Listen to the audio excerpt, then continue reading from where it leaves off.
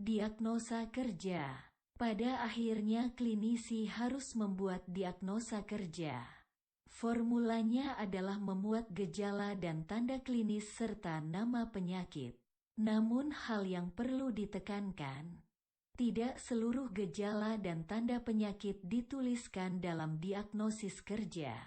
Pada prinsipnya, gejala dan tanda yang perlu yang dicantumkan adalah a.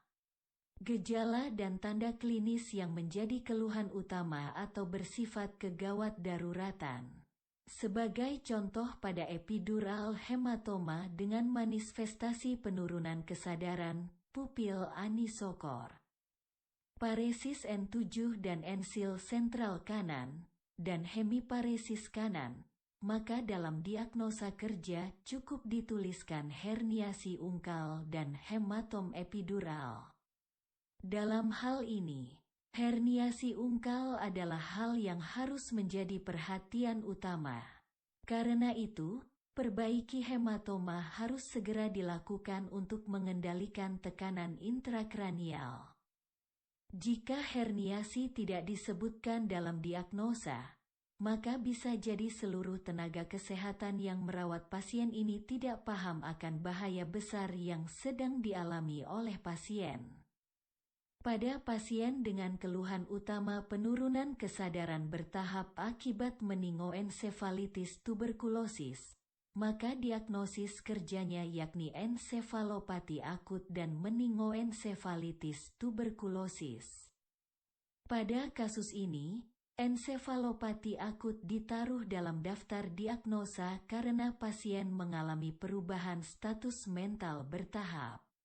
Selanjutnya, terdapat juga diagnosa meningoensefalitis tuberkulosis yang menjadi etiologi dari ensefalopati pada pasien ini.